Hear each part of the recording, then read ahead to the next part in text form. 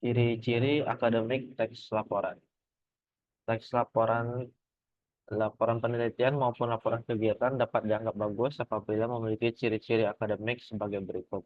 Ringkas atau padat, laporan yang ditulis hanya berisi hal pokok secara ringkas, sehingga penerima laporan segera mengetahui permasalahannya.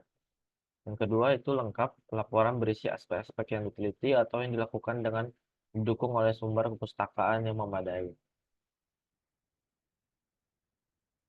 Yang ketiga, logis. Laporan berisi informasi yang disertai penjelasan dengan alasan-alasan masuk akal dan dapat ditelusuri kembali secara metodologis.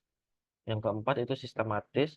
Laporan disusun menurut struktur teks yang mengandung tahapan-tahapan yang beruntun dalam sistematika menunjukkan satuan-satuan yang saling berhubungan. Yang kelima itu lugas.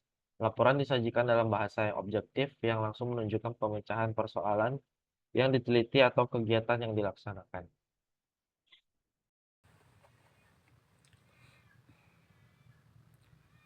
Di sini saya akan menjelaskan mengenai manfaat dari laporan kegiatan ataupun penelitian.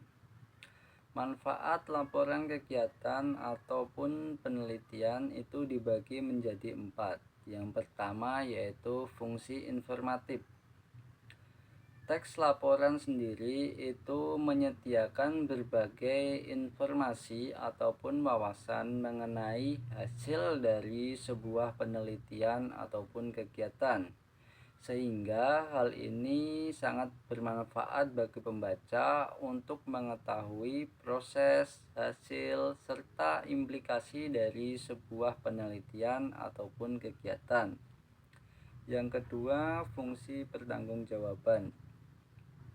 Teks laporan sendiri menjadi bukti bahwa seorang peneliti ataupun pelaksana kegiatan telah melakukan tugasnya dengan baik.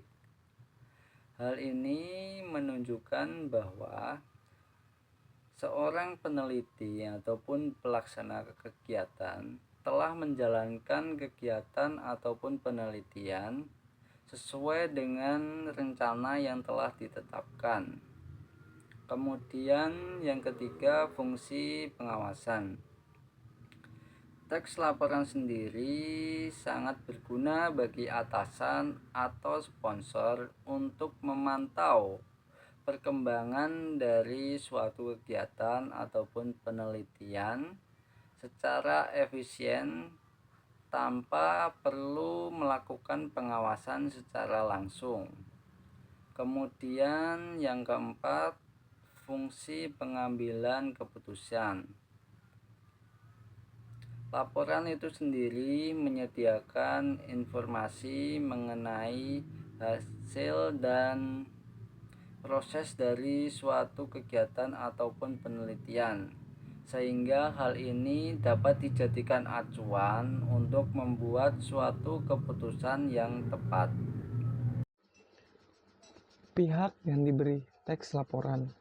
Apabila laporan yang Anda buat itu adalah laporan penelitian, laporan itu akan Anda serahkan paling tidak kepada dosen, pembimbing Anda, dan kepada program studi, petugas administrasi untuk keperluan pengarsipan, atau ke perpustakaan untuk bahan bacaan. Dengan demikian, laporan yang Anda buat harus betul-betul bagus secara akademik, supaya pembimbing Anda menyetujuinya. Apabila laporan penelitian itu ditujukan kepada sponsor sebagai penyandang dana, tentu saja laporan itu harus memenuhi kriteria yang ditentukan oleh sponsor tersebut. Pada konteks ini, hal penting Anda perlu pertimbangkan adalah bagaimana laporan itu dibuat agar memenuhi harapan pembimbing dan sponsor, sehingga laporan Anda dapat diterima dengan baik. Selanjutnya, sementara itu, seperti telah disampaikan di atas, laporan kegiatan untuk magang, seminar, pentas seni, dan sebagainya tentu harus dibuat sesuai dengan pihak-pihak yang terkait yang akan menerima laporan itu.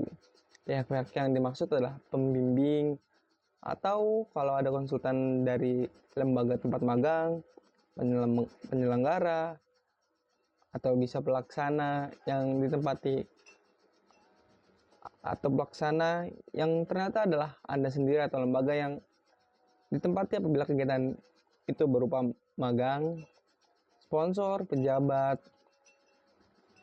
tokoh masyarakat, dan pemangku kepentingan yang lain. Semua pihak itu harus menjadi pertimbangan dalam membuat laporan kegiatan.